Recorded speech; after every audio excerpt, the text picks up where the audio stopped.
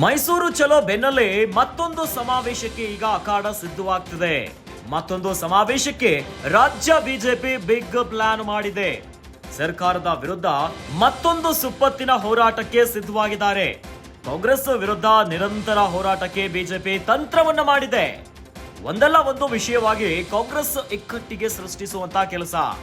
ವಾಲ್ಮೀಕಿ ಹಗರಣ ವಿರೋಧಿಸಿ ಬಳ್ಳಾರಿಯಲ್ಲಿ ಪಾದಯಾತ್ರೆಗೆ ಚಿಂತನೆಯನ್ನ ಮಾಡಿದ್ದಾರೆ. ದಕ್ಷಿಣ ಕರ್ನಾಟಕದಲ್ಲಿ ಮೂಡ ಹಲ್ಚಲನ್ನ ಎಬ್ಬಿಸಿದಾಯ್ತು.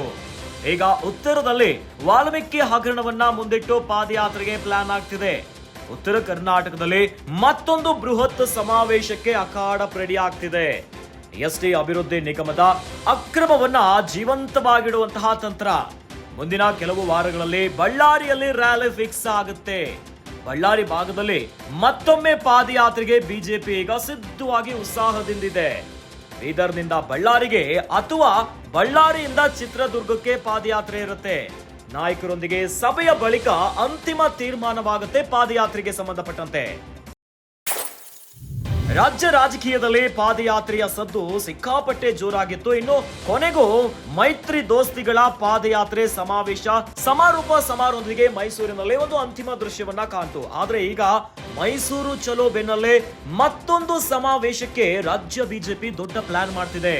ಸರ್ಕಾರದ ವಿರುದ್ಧ ನಿರಂತರವಾಗಿ ಹೋರಾಟವನ್ನ ಮಾಡಲಿಕ್ಕೆ ದೊಡ್ಡ ಮಟ್ಟದ ಒಂದು ಬ್ರಹ್ಮಾಸ್ತ್ರವನ್ನ ರೆಡಿ ಮಾಡ್ಕೊಂಡ್ಬಿಟ್ಟಿದ್ದಾರೆ.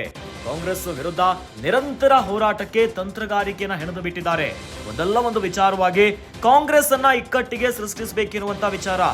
ವಾಲ್ಮೀಕಿ ಹಗರಣವನ್ನ ವಿರೋಧಿಸಿ ಬಳ್ಳಾರಿಯಲ್ಲಿ ಪಾದಯಾತ್ರೆಗೆ ಸಿದ್ಧತೆ ಆಗ್ತಾ ಇದೆ. ದಕ್ಷಿಣ ಕರ್ನಾಟಕದಲ್ಲಿ ಮೂಡ ಹಲ್ಚಲ್ ಎಬ್ಬಿಸಿದಾಯ್ತು. ದೊಡ್ಡ ಮಟ್ಟದ ಪಾದಯಾತ್ರೆ ಆಯ್ತು ಬೆಂಗಳೂರಿನಿಂದ ಮೈಸೂರಿನವರೆಗೂ.